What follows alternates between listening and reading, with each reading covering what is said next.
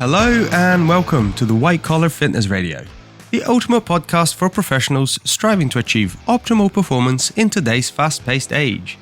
I'm your host, Bruno Dalladoni, online body transformation specialist and founder of The Health Coach Fitness. I'm here to help you optimize your health and fitness, even if you're short on time.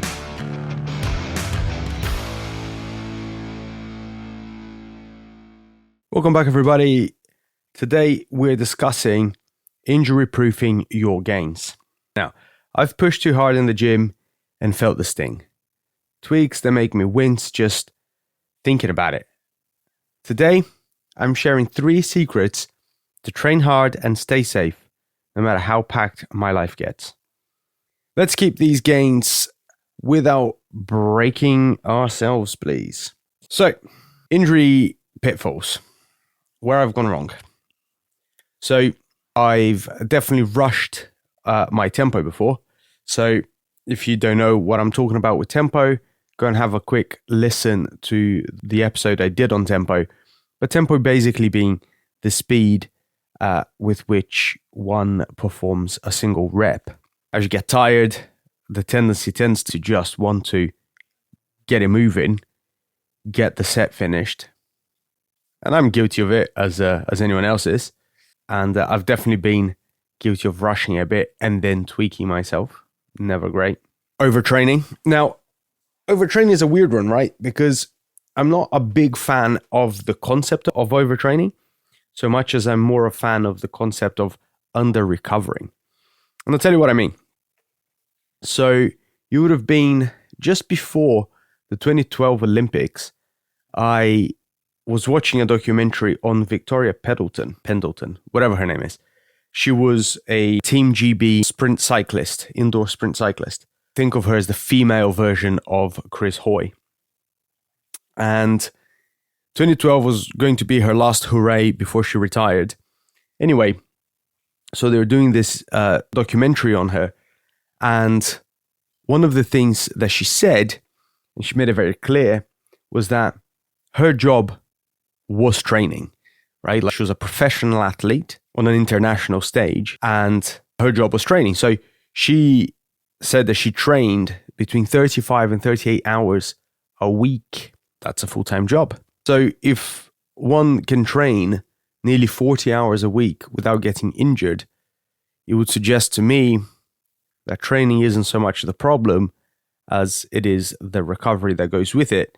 Now, again, she was a professional athlete with an international career, leading me to think that her recovery was also on point because that is part of the job.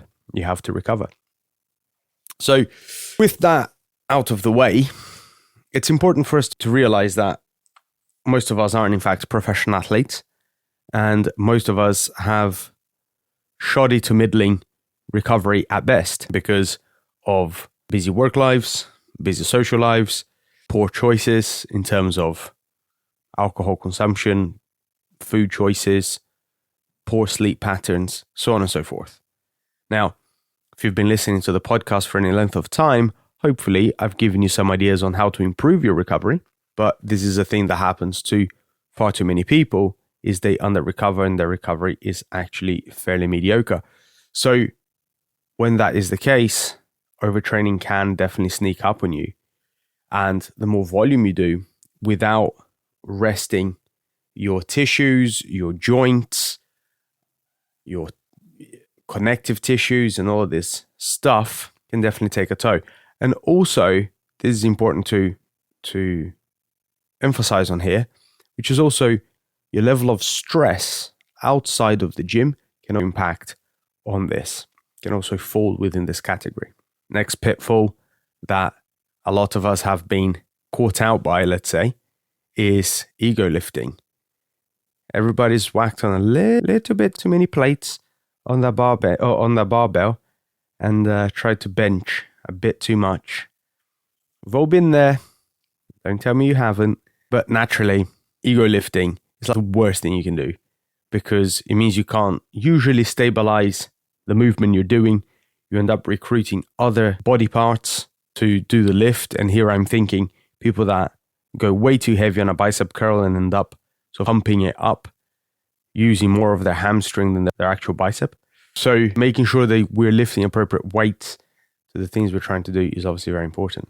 A 2014 study by Gabbett named the Training Injury Prevention Paradox. It found that training loads jumping over 10% weekly, as in an increase of 10% over 10% weekly, increased injury risk by 20%. So again, this goes back to the ego lifting, which it basically means you just don't want to be going ham above and beyond what you can actually do. Now, it's important to highlight with this study here that obviously you want to be in fact progressing, right? I'm sure if you're on the interwebs, especially if you listen to this, you would have heard people talking about progressive overload. Very, very important. You want to be increasing the weight you lift. You want to be increasing the depth you move, the range you have, the control you have, the tempo you have with each rep. All these things are very important. We're making sure that you're not jumping, especially with load, with how much you're lifting, jumping by over 10% week on week is also really important to make sure that we allow the body enough time to adjust to the new load we're lifting. And this is a big one, not for me, thankfully, because I've learned my lesson, but for so many people. And this is one of those things I bash my head against the wall with some of my clients, just skipping warm-ups. Now, there's some new study that came out last year, I believe, and I don't have a reference for it off the top of my head here, but it suggested that going in cold into a lift didn't massively reduce, didn't have any significant, statistically significant disparity compared to warming up your tissues first. So basically, what they're saying there is that your force output, whether you're cold or whether you've warmed up, should be fairly similar. So you should be able to lift the same weights. Now, there is a difference between force output and injury prevention, right? So just because you can lift something going in cold doesn't mean you should. And most competent trainers will tell you, although a little cardio warm-up may or may not be what you're looking for, a little 5 minute on the treadmill or the rower before you start lifting, that's fine. I don't really have an issue with it. But when I say warm-up, I mean specific warm-up for the exercise you're going to do. So going lighter to start off with, doing a few slightly more reps, then increasing the weight up to maybe about 70%, 80% of the weight you're going to do, only for a few reps, like 4 or 5 reps. So your body can get used to lifting, can get used to the weight, all the tissues can wake up and be ready. And I've even seen Nick Mitchell, who is the owner of Ultimate Performance, which is a gym chain worldwide. Nick Mitchell, quite a big name in the industry, doing singles. So I saw this, he was getting his son to do this, and his son was going, I don't know the weights exactly, but just for argument's sakes, say his son was going to squat 80 kilos for 5 reps. I don't know, I'm making things up. What he did is he's got his son to warm up with 100 kilos for 1 rep. And don't take the weight as gospel. Like I said, I'm just making numbers up. But the idea was that he got his son to do a 1 rep warm up above and beyond his working weight to get his central nervous system fired up. Now, I'm not saying you should go off and do this. I'm just saying there's many different ways to prime your body and prime your central nervous system before you get going. Very, very important.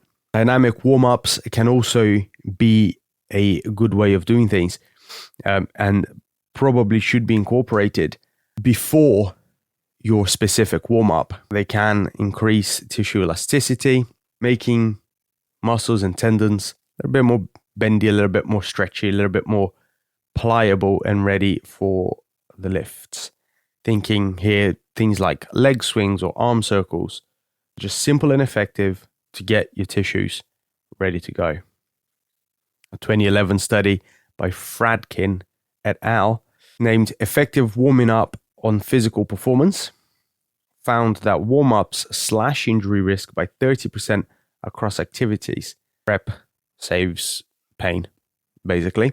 So, like I said before, I don't actually have the reference for the other study. I think it was off the top of my head, if I remember correctly, it was a Brad Schoenfeld study talking about your force output not actually diminishing, but as this 2011 study would suggest, just because you can lift it, it doesn't necessarily mean you should. Temperature obviously matters. Warming up tissues, warmed up tissues can contract about 20% harder and stretch further per biomechanics studies.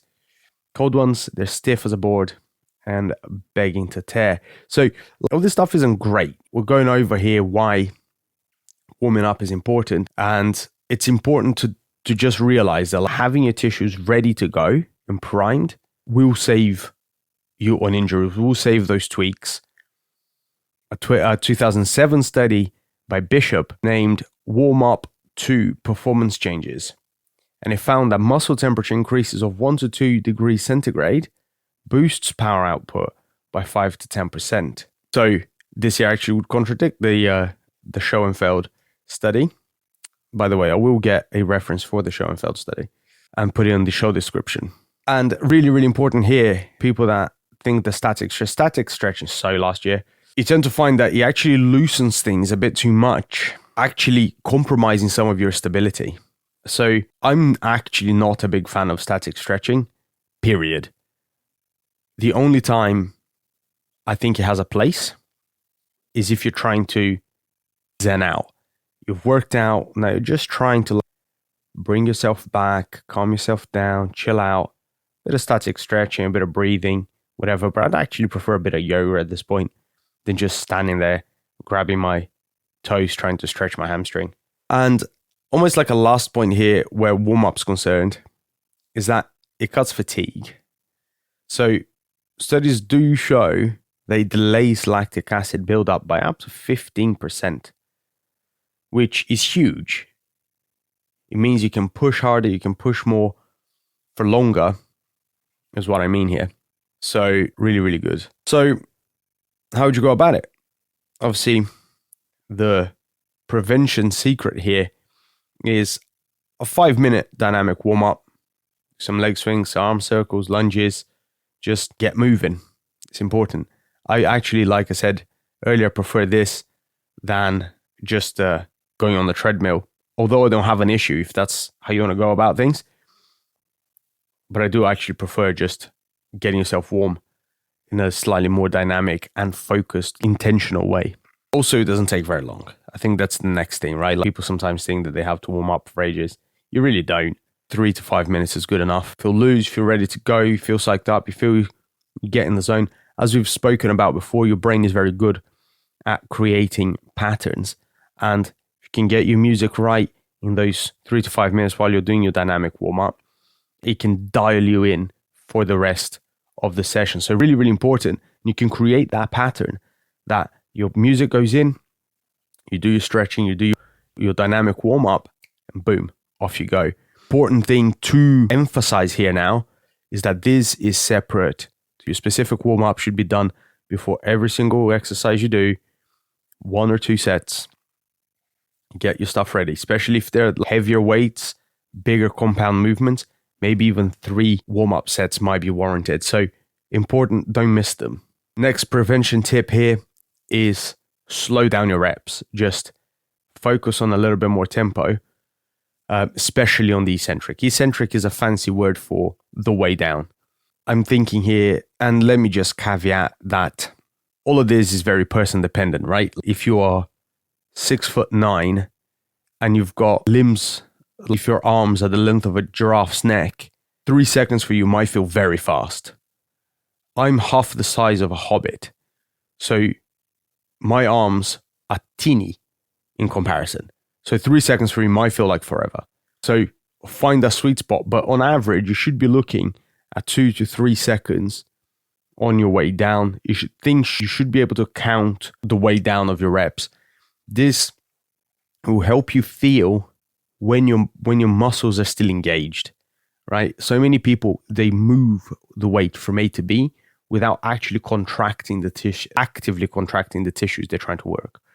So slow things down, feel what's happening when you're performing the exercise. Not only will you get a better stimulus for the muscles, you also save your joints because you'll be able to feel what's happening around them and work on your mental resilience. And it'll save you on those tweaks. It'll save you on doing all sorts of funny things that you don't want to be doing in terms of getting injured. 2015 study by Schoenfeld et al. Named effects of different tempo trainings, and it found that slow eccentrics boost tendon strength by 15%. So again, slowing the weight down, very, very important. And obviously have some rest days. I talk to so many people, especially people that are new to the gym. They're fed up of how they look, or they're fed up of where they are, and they want to get going. And they're like, I'm going to train 17 times a day.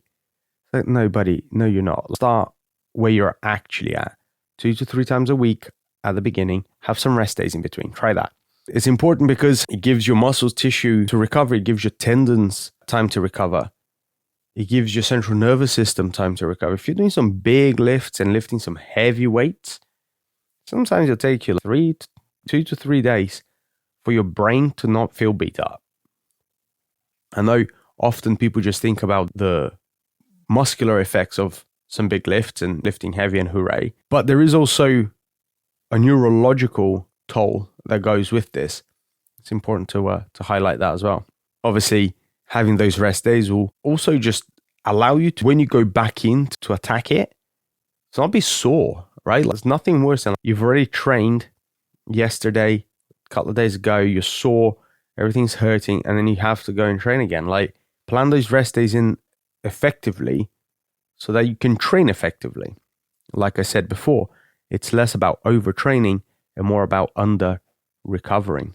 So to wrap this up, guys, some of the action steps. Warm up with 5 minutes of dynamic stuff. Now make sure that that dynamic stuff is in fact relevant to the workout you're doing. If you're doing an upper body workout and you're going to be doing some pull-ups and some bench pressing, no point in you doing leg swings, is there?